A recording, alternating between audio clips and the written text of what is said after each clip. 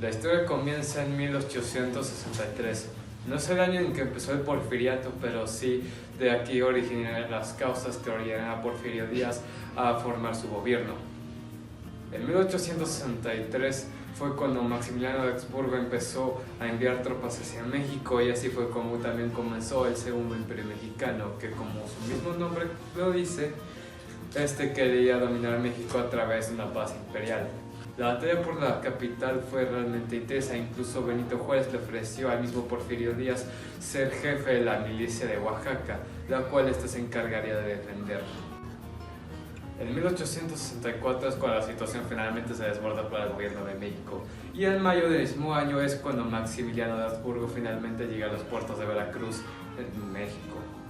En este momento, igualmente para enero, ya han dedicado múltiples cartas a Benito Juárez hablando acerca de lo destripado que está su gobierno a comparación del actual imperio que está levantando Maximiliano de Habsburgo.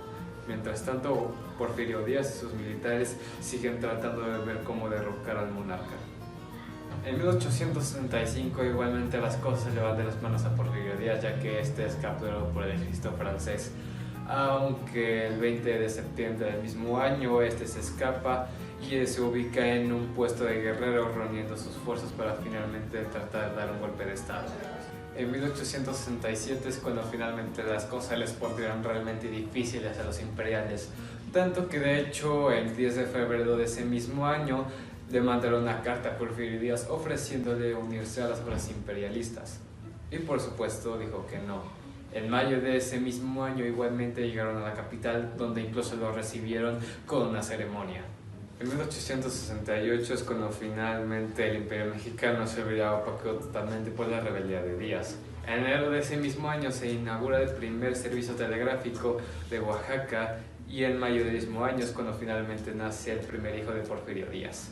En 1869 nace el segundo hijo de Porfirio Díaz, Camilo, el cual en 1861 termina muriendo de fiebre. Por ese mismo año, en junio 2, le habían dado la candidatura a Porfirio Díaz de ser el presidente de la República, contenta que perdió contra Benito Juárez. En 1872, el 6 de enero, se publica el manifiesto en el cual Juárez es considerado ya presidente constitucional de Oaxaca. Un año después, el 25 de septiembre de 1873, las leyes de reforma son incluidas en la Constitución de 1857. El 10 de enero de 1876 es un año importante, ya que Porfirio Díaz, Riva Palacios y Hermenegildo Sarmiento firman el Plan de Tuxtepec, mismo en el cual desconocen los resultados de las elecciones y convocan un levantamiento de armas en contra del Lerdo de Tejada. El 28 de noviembre de este mismo año, Porfirio Díaz asume el poder de la República. En 1877, José María Iglesias publica el manifiesto en el cual da a conocer la ruptura definitiva entre iglesistas y porfiristas, debido a ciertos acontecimientos. En 1879, el 25 de enero siendo más precisos, Justo Benítez, hermano derecho de Porfirio Díaz, por estar en desacuerdo de ciertas decisiones y acontecimientos dentro del gobierno, decide ausentarse de la República. Para 1881, el 4 de enero, Porfirio Díaz pide la licencia para separarse de su cargo como ministro de Fomento, para después, el 1 de febrero, convertirse en padre de Federico. En 1882, Manuel Herrera propone una solución para el conflicto entre México y Guatemala.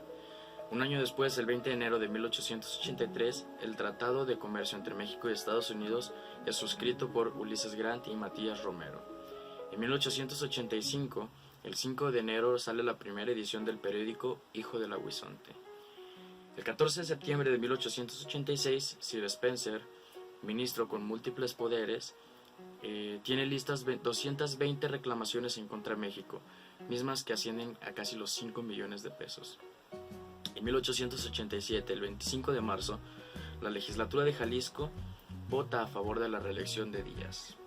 Para 1889, el 1 de enero, se tienen a 3 detenidos debido a las huelgas en los tranvías. El 1 de abril de 1891 se inaugura la línea ferroviaria que va de México a Veracruz con 542 kilómetros.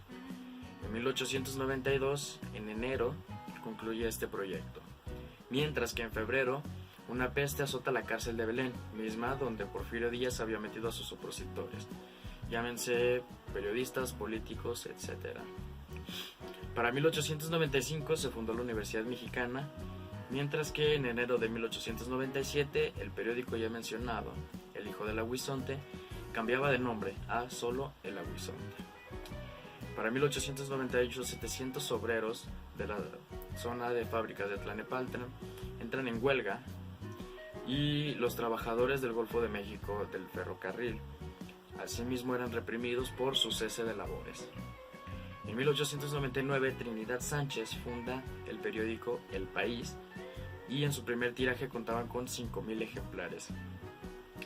El año 1900 marcó un gran hito en lo que a la luz eléctrica respecta, ya que la Plaza de la Constitución fue iluminada con focos eléctricos completamente, así como hospitales, edificios y algunas fachadas de casas.